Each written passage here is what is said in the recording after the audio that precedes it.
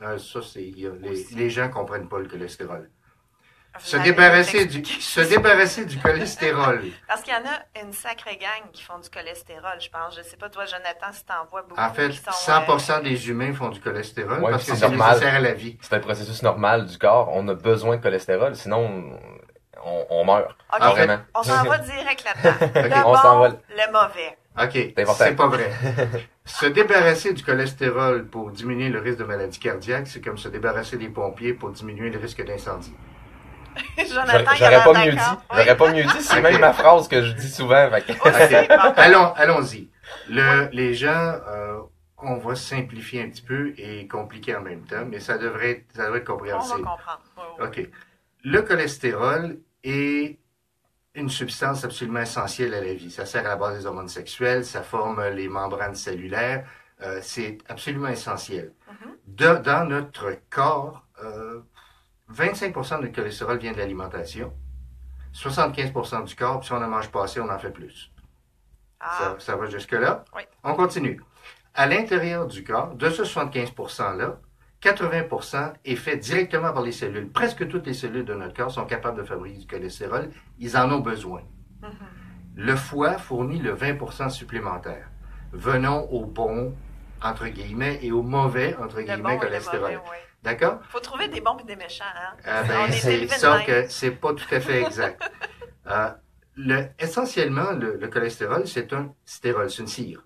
OK. Et ça flotte. Donc, il faut la lester, il faut l'attacher à une protéine qui va permettre de circuler.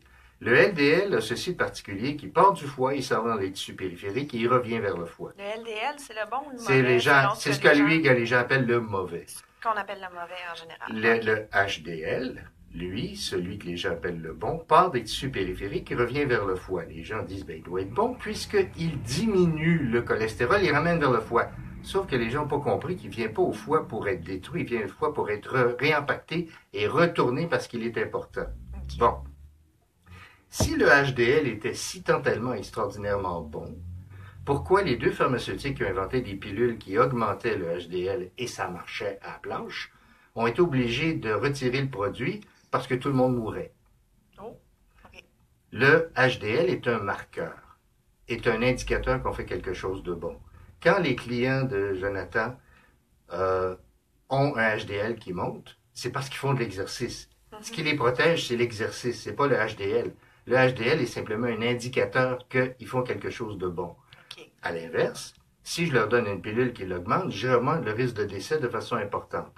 Venons maintenant au LDL. D'abord, Le méchant. Le faux méchant. le faux méchant. Le LDL, d'abord, est un extrêmement mauvais prédicteur de maladies cardiaques.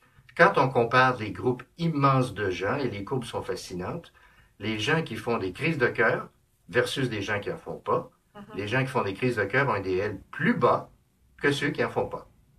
Et la réponse que j'ai vue dans les articles qui décrivent ça, que c'est ce paradoxe, c'est qu'il faudrait donc le baisser plus encore. J'ai pas vraiment saisi. OK, maintenant, on dit le LDL. Il n'y a pas un LDL. Il y a des LDL. Ça, c'est ce qu'on sait pas. Ça, c'est souvent... C'est qu'on reste Il y en avec... a deux pour nous autres. Le bon, le méchant. Non, non, C'est non, non. tout. En Mais fait, là, vous me dites il y pas a ça. il y a des kilomicrons, il y a des IDL, il y a des VLDL, il y a des LDL et des HDL. Donc, on va oublier les trois Il y en a premiers. une gang. Il y en a une gang Ouais. de lipides et de lipoprotéines. OK, maintenant, on va parler du LDL et du HDL. Le LDL, en fait, on va dire les LDL. C'est un certain nombre de particules. D'abord, le LDL n'est jamais mesuré, il est toujours calculé. Dépendant de la formule qu'on utilise, le calcul peut varier passablement. Il y a deux types de LDL. Un type un peu comme une boule de coton, OK. qui est sans danger. Lui, il se promène dans les orteils, il est bobo, puis il se promène, puis il fait rien. Il n'est pas dangereux. OK. Et il y a une particule beaucoup plus petite, dense, un peu comme une balle de fusil. Mettons que je vous garoche une boule de coton, je vous ferai pas très mal, mais si je vous tire une balle de fusil, je risque de causer des dommages. Ça se peut, oui. OK, donc la question est de se demander, diantre, quel genre de LDL ai-je? Si j'ai un LDL, Ben, c'est ça que si je j'ai me la boule de pose, coton, la Diane. balle de fusil, alors c'est très facile. Oui. On regarde, essentiellement, il faut savoir qu'est-ce qui arrive. Si vous mangez plus gras, Mhm. ça peut augmenter, mais pas nécessairement votre LDL. Parce que c'est pas vrai que tous les gras saturés augmentent le LDL. Mais on le sait pas, ça. Ça, c'est pas, on le sait, je vais On vous le le sait, dire. La faut plupart aller des gens voir. ne le savent pas, je vais vous le dire. Euh, donc, si vous mangez plus gras, vous allez augmenter un petit peu votre LDL, OK. mais vous allez augmenter la fraction boule de coton. Ah, OK. Si vous mangez plus de glucides, féculents, sucre, vous allez augmenter la fraction balle de fusil. Ah. Comment vous faites pour savoir ça au travers, avec quand vous regardez votre profil lipidique? Vous regardez deux choses. Vous regardez vos triglycérides Mhm. et vous regardez votre HDL. De fait, vous avez déjà entendu parler du syndrome métabolique?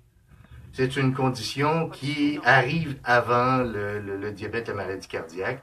Un taux de taille élevé, un HDL bas, des triglycérides élevés, une glycémie élevée, je rajouterais personnellement une insuline élevée, ça fait à peu près pareil. Et cet ensemble de symptômes-là met les gens à risque d'un paquet de conditions.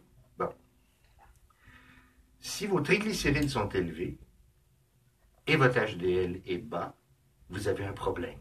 OK. Vous avez le problème des balles de fusil. OK. Si vos triglycérides sont bas et votre HDL est élevé, on s'en fout, vous avez des boules de coton. C'est sans danger. OK. Maintenant, la question qui tue, qu'est-ce qui augmente les triglycérides? Deux choses, les glucides et l'alcool. That's it, that's all. C'est tout. Coupez ça et automatiquement, ça va baisser.